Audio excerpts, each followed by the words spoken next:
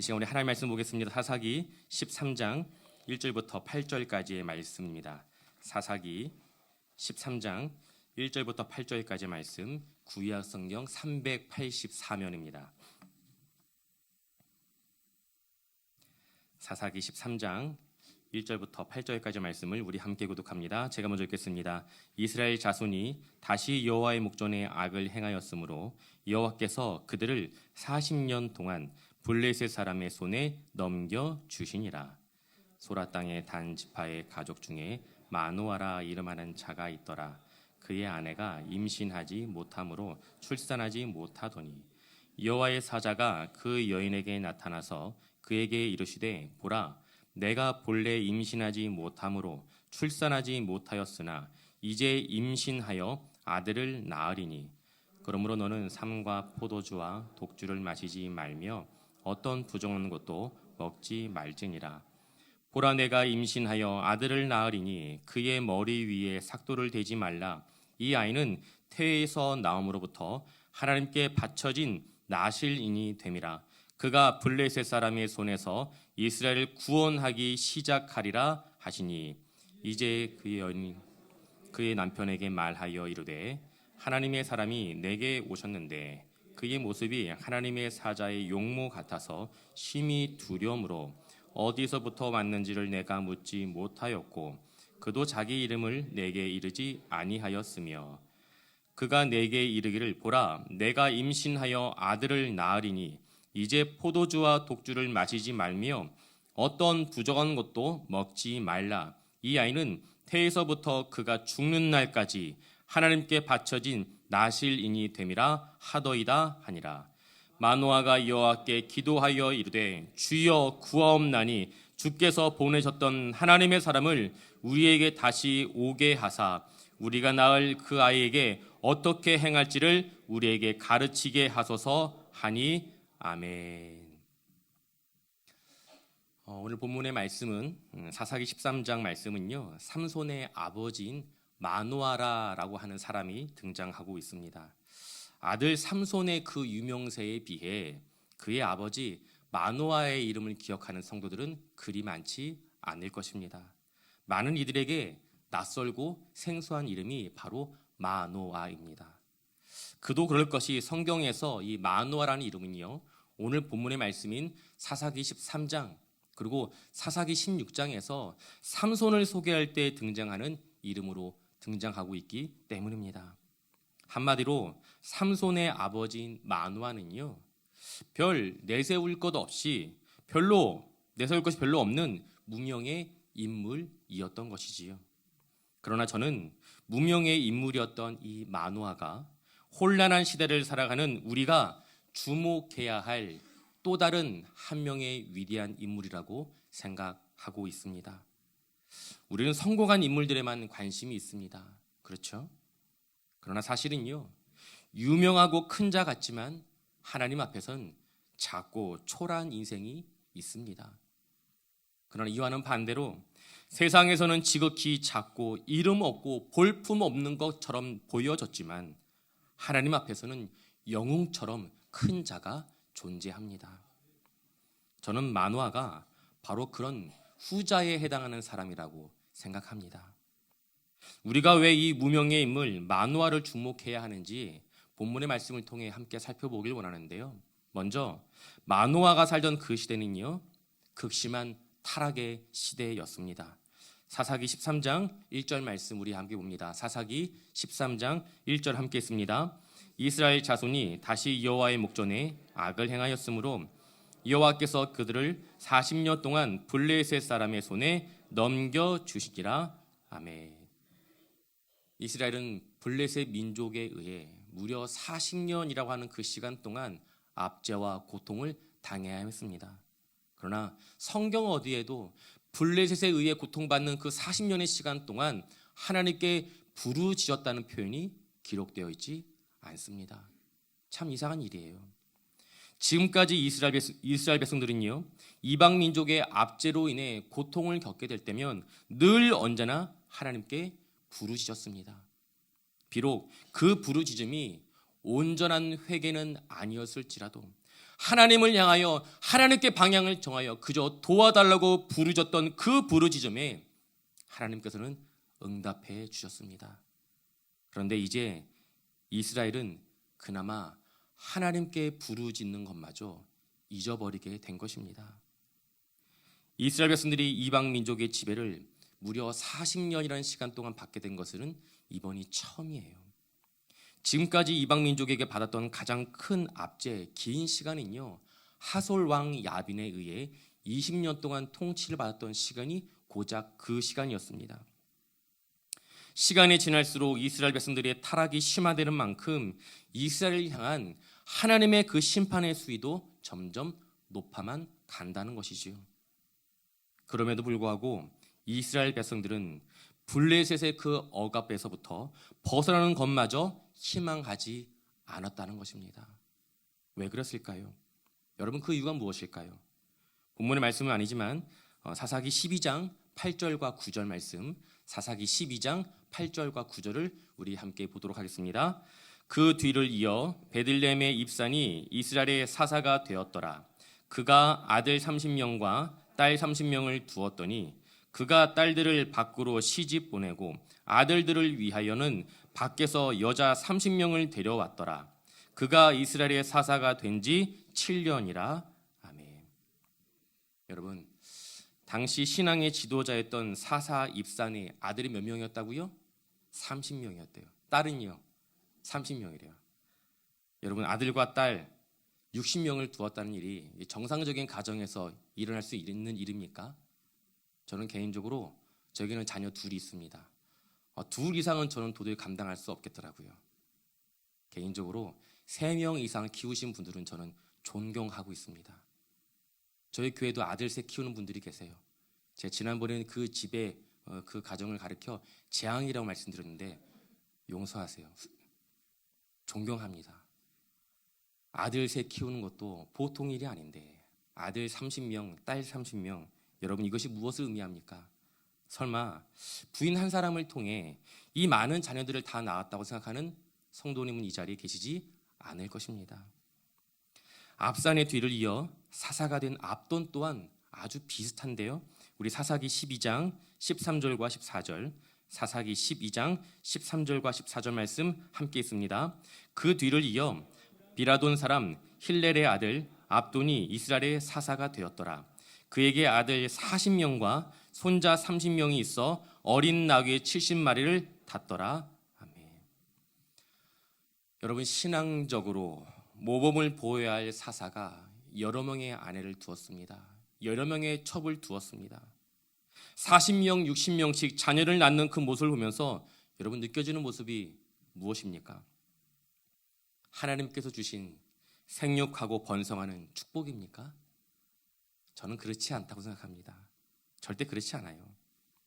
혼돈의 시대에 이스라엘 백성들을 구원하기 위해 세워진 사사, 하나님의 사람들 또한 이 타락한 세상의 영향력 아래 놓여 있었다는 것입니다.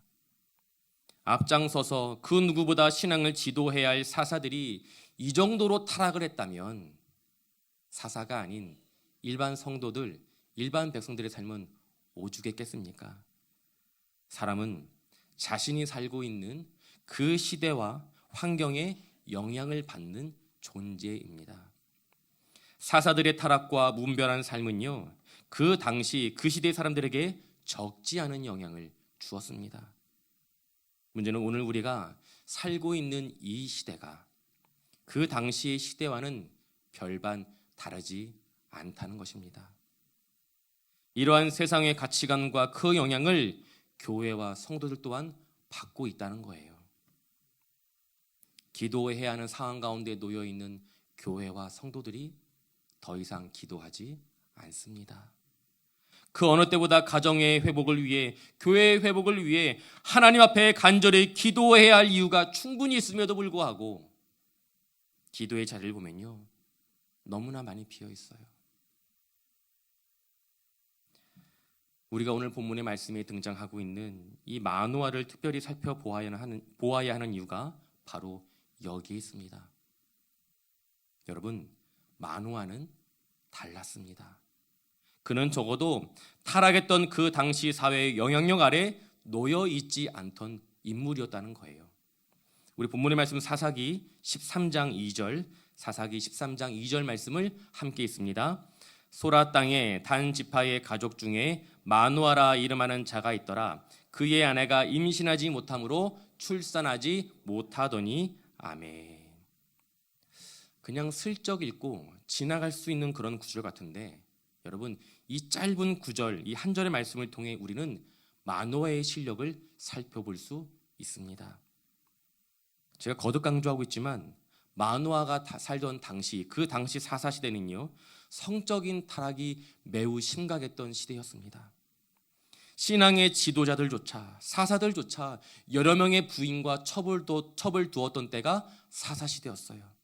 그러나 마누아는 그러한 타락한 시대의 영향을 받지 않았다는 것입니다.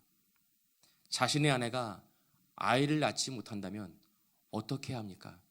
지금 기준 말고요, 그 당시 사사시대를 기준으로 본다면 다른 부인, 다른 아내 얻어올 수 있는 거죠. 아무리 그렇게도 다른 누구에게 질책하거나 정죄하지 않았습니다. 모두가 다 그렇게 살고 있었거든요. 심지어 사사들까지도요. 다른 부인을 얻어서 아들을 낳으면 된다고 생각을 해도 전혀 문제가 되지 않는 때가 바로 당시 사사시대였습니다. 그러나 마누아는 그렇게 하지 않았다는 거예요. 그는 세속적인 방법으로 자신의 욕구를 채우는 것이 아니라 우직하게 가정을 지키며 하나님의 뜻을 기다릴 줄 알던 사람이었습니다. 온 세상의 사람들이 타락한 시대의 영향을 받고 있었지만 그 가운데 자신만의 중심을 가지고 있던 인물이 바로 마노아였던 것이지요. 이런 마노아의 모습이 당시에 타락했던 사람들의 입장에서 보게 되면 융통성이 없어도 너무나 없는 사람이죠. 그렇지 않습니까? 빨리 아들을 두어서 후사를 보고 가문을 이어야 할 텐데. 그러나 하나님은 이러한 마노아의 모습을 결코 가볍게 보시지 않으셨습니다. 바로 이것이 우리가 마노아에게서 배워야 할 성도의 모습인 줄 믿습니다.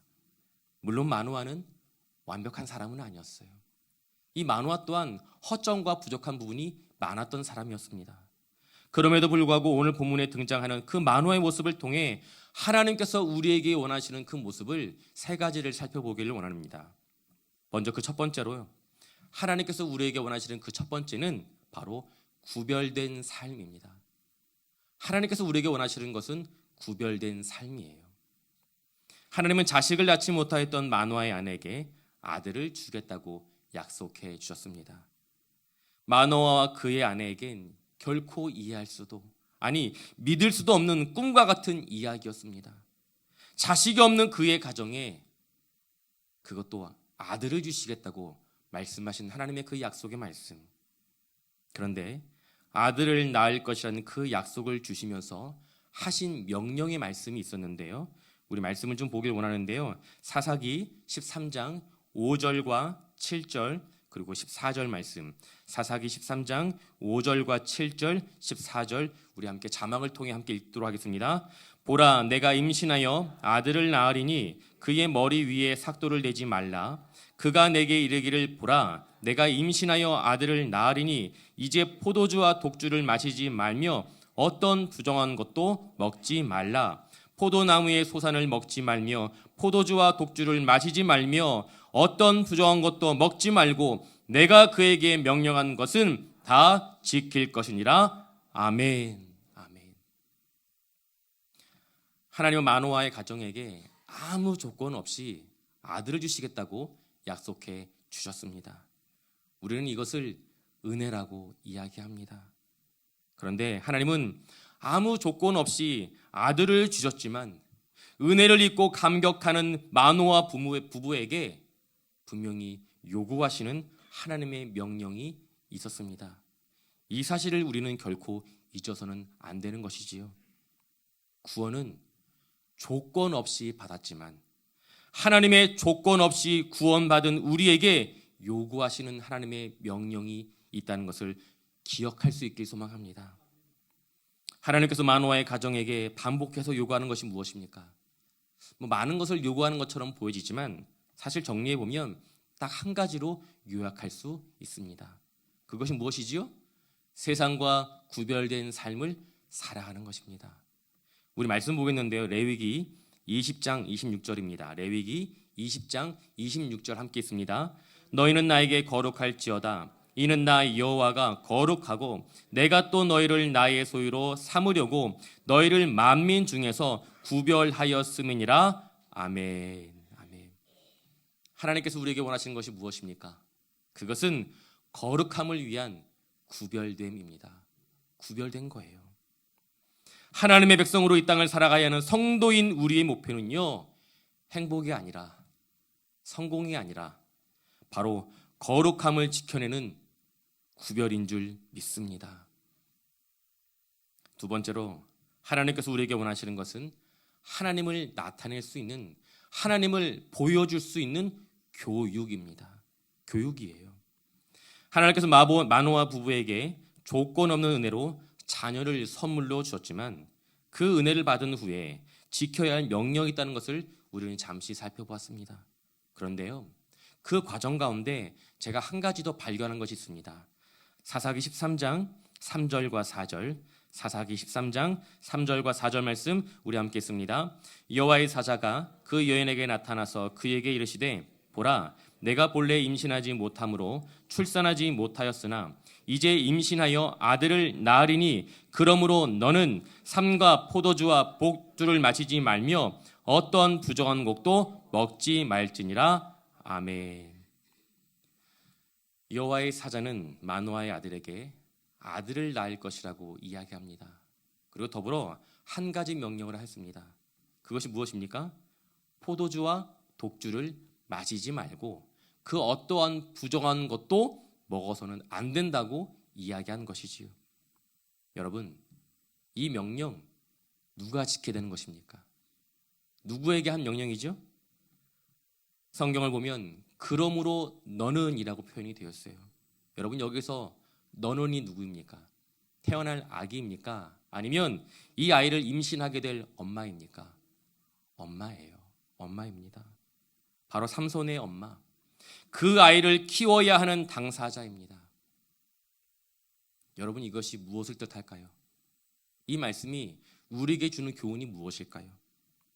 앞으로 태어날 아들이 나실인이기 때문에 그 아이에게는 거룩을 위해 구별된 삶을 살아가야 하는데 먼저 아이의 신앙을 교육하기 전에 부모인 마노아와 마노아의 아내가 본이 되는 삶을 살아가야 한다고 이야기한 것입니다. 나실인으로 세상과는 구별되어 살아가야 하는 삼손을 양육하기 이전에 양육자인 부모 또한 먼저 세상과 구별된 삶을 살아가야 한다고 말씀하신 것입니다. 저희 아버지가 목회를 하던 시절 단 한 명의 성도가 없이 예배를 드렸던 때가 있었습니다. 그런데 단 한 번도 성도가 없다고 해서 예배를 드리지 않았던 적은 없었습니다. 늘 아버지는 이 강단의 자리에 서서 예배를 인도하셨고 저와 동생 그리고 엄마는 이 회중석에 앉아서 예배를 드려야 했어요. 얼마나 싫었는지 몰라요. 도망갈 수가 없는 거예요. 저와 남동생 엄마밖에 없는데 여기서 도망가면 이제 돌아오는 건 징계입니다. 하루는요, 주일 예배를 앞두고 어머니와 아버지가 심하게 싸우셨어요. 왜 싸우셨는지 아직 그 이유는 제가 알지 못하겠어요. 근데 분명한 것은 예배를 앞두고 있는데 너무 심하게 싸우시는 거예요.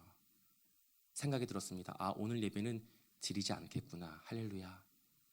너무나 기뻤어요. 예배를 드리지 않을 것이라는 기대함이 저에게는 있었기 때문입니다. 그런데 11시가 되자 싸웠던 것을 중단하고 아버지는 강단으로, 어머니는 회중석에 앉아서 저희를 데려가셨습니다. 여러분, 그때 성도라고는 저희 식구들밖에 없었어요. 예배를 드리지 않아도 그 누구도 뭐라 하지 않는 상황이었습니다. 사실 아직도 이해되지 않아요. 만약에 저였다면 어떠했을까? 그런 일은 사실 거의 없지만 아내와 싸운 그날은 예배 자리에 설 때가 참 많이 부담이 됩니다. 왜냐면 제가 설교하고 있는 거 아내가 뒤에서 두 눈 시퍼렇게 뜨고 쳐다보고 있거든요. 여러분, 서로 다투고 불편한 마음으로 서로의 얼굴을 바라보고 있는 그 예배의 자리, 쉬운 자리입니까? 그렇지 않습니다. 그러나 부모님께서는 저에게 보여주셨던 것은 어떠한 상황과 형편 속에서라도 우리 하나님께서는 우리의 예배를 받으시기에 합당하신 분이라는 사실이었습니다. 예배란 무엇인지, 어떻게 예배를 드려야 하는지, 아니 왜 예배를 드려야 하는지 저는 부모님을 통해 배울 수 있었습니다. 사랑하는 성도 여러분, 예배는 살아계신 하나님 앞에서 드리는 것입니다. 하나님께서 우리에게 원하시는 것은 바로 이것입니다. 자녀를 교육하기 이전에 부모가 먼저 본을 보여주는 것입니다. 포도주와 독주를 마시면 안 된다고 가르치기 이전에 교육을 해야 하는 부모가 먼저 아이를 낳기 전부터 포도주와 독주를 마시지 않는 것, 어떻게 유혹으로부터 자신을 지켜내며 살아가야 하는지 자녀들에게 먼저 본을 보이며 인생을 살아가는 것, 하나님께서 원하시는 것이 바로 이것입니다. 마지막으로 세 번째로 하나님께서 우리에게 원하시는 것은 하나님께 묻는 태도입니다. 마노아가 아내를 통해 하나님께서 아들을 주시겠다는 그 놀라운 소식을 듣게 되자마자 마노아가 보인 반응이 무엇입니까? 우리 말씀을 좀 길게 보겠는데요. 사사기 13장 8절 그리고 11절 12절 말씀, 사사기 13장 8절과 11절 그리고 12절 말씀을 우리 자막을 통해 함께 읽습니다. 마노아가 여호와께 기도하여 이르되 주여 구하옵나니 주께서 보내셨던 하나님의 사람을 우리에게 다시 오게 하사 우리가 그 낳을 아이에게 어떻게 행할지를 우리에게 가르치게 하소서 하니, 마노아가 일어나 아내를 따라가서 그 사람에게 이르러 그에게 묻되, 마노아가 이르되 이제 당신의 말씀대로 되기를 원하나이다. 이 아이를 어떻게 기르며 우리가 그에게 어떻게 행하리까? 아멘. 마노아는 계속해서 하나님께 묻고 또 묻고 질문하고 있습니다. 여러분, 그때가 언제라고 제가 말씀드렸죠? 사사시대입니다. 사사시대예요. 그때는 이스라엘의 왕이 없으므로 각자 사람마다 자기의 소견에 옳은 대로 행하였더라. 하나님께 물었던 때가 아니었습니다. 타락한 사사시대는요, 하나님께 묻지 않는 시대였어요. 자신의 소견에 옳은 대로 살던 시대였습니다. 자신의 감정과 경험에 의지하여 살던 시대가 바로 사사시대였습니다. 그럼에도 불구하고 마노아는 계속해서 하나님께 질문하며 하나님의 뜻을 구하고 있는 것입니다. 사실 마노아는 위대한 신앙의 인물은 아닙니다. 자신의 아내에게 나타난 하나님의 사자의 존재에 대해 믿지 못했어요. 아들을 낳을 것이라는 아내의 말도 신뢰하지 못하였습니다. 어떻게 보면 불신이 참 많았던 사람이 마노아였다라고 생각할 수 있는 것이지요. 뿐만 아니라 자신이 아닌 아내에게만 여호와의 사자가 나타나 아들이 태어날 것이라는 그 이야기를 듣게 된 것에 대한 서운함이 마노아에게는 있었습니다. 자신만 소외된 채 하나님의 일들이 이루어지는 것에 대한 허탈함에 사로잡혀 하나님께 집요할 만큼 묻고 또 물었던 자가 마노아였습니다. 그러나 하나님께서는 그러한 마노아의 기도를 들으셨고 그의 가정에게 다시 한번 여호와의 사자를 보내어 주셨습니다. 그리고 약속하셨던 대로, 그 약속대로 마노아의 가정에 아들을 허락해 주셨습니다. 마노아의 가정에 태어날 아이는요, 우리가 너무나 잘 아는 이스라엘을 위기에서 구원할 사사 삼손입니다. 이스라엘의 구원의 여정 가운데 이름 없는 또 하나의 가정을 세우시고 사용하신 것이지요. 사랑하는 성도 여러분, 오늘 우리는 하나님 앞에 어떠한 자세로 살아가고 있습니까? 타락했던 그 시대의 사람들처럼 그저 나의 소견에 옳은 대로, 나의 경험대로 행하며 살아가는 삶을 살아가고 있습니까? 아니면 마노아처럼 집요할 만큼 하나님의 뜻을 구하며 하나님께 질문하며 기도하며 살아가고 계십니까?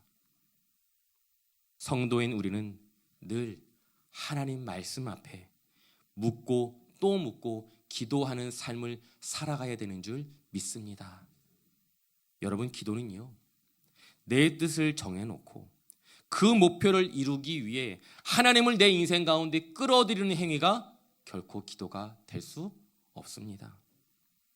언제부터인가 우리는 내가 원하는 것을 받아내는 것이 기도라고 생각하고 그렇게 잘못 알고 신앙생활을 하며 살아왔습니다. 저 또한 아이들이 아팠을 때 하나님께 이렇게 기도하게 되더라고요. 하나님, 고쳐주세요. 하나님, 회복시켜주세요. 하나님, 치료하여 주시옵소서. 그러나 오늘 본문의 말씀은 우리의 자녀를 위해 부모인 우리가 어떻게 기도해야 하는지 분명히 말씀하고 있습니다. 하나님, 우리에게 사명으로 주신 우리의 자녀들, 살아계신 하나님을 인격적으로 만나 한평생 주님의 뜻을 구하며 살아가게 하여 주시옵소서. 사랑하는 성도 여러분, 기도는 나의 뜻을 이루기 위해 하나님을 이용하는 것이 아니라 나의 삶을 통해 하나님의 뜻을 이루어가는 과정이 바로 기도인 줄 믿습니다. 말씀을 정리하겠습니다. 내일 일을, 아니 당장 오늘 일도 알 수 없는 이 세상을 살아가며 여러분 어떻게 무엇을 기도하며 살아가고 계십니까? 오늘 본문의 말씀은 분명히 우리에게 이야기하고 있습니다. 성도는 세상이 아니라 하나님 앞에 살아가는 존재입니다. 뿐만 아니라 세상과 구별되어 먼저 하나님의 뜻을 구하며 그 뜻대로 부모인 우리가 먼저 본이 되어 자녀들 앞에 살아가는 인생, 이와 같은 인생이 성도가 감당해야 하는 인생인 줄 믿습니다. 바라는 것은 하나님께서 오늘 우리에게 주신 이 말씀의 은혜를 기억하시면서 한 주의 삶 속에서 이 말씀에 순종하여 살아낼 수 있는 저와 사랑하는 성동중앙교회 믿음의 권속들이 되시길 예수님 이름으로 축원드립니다.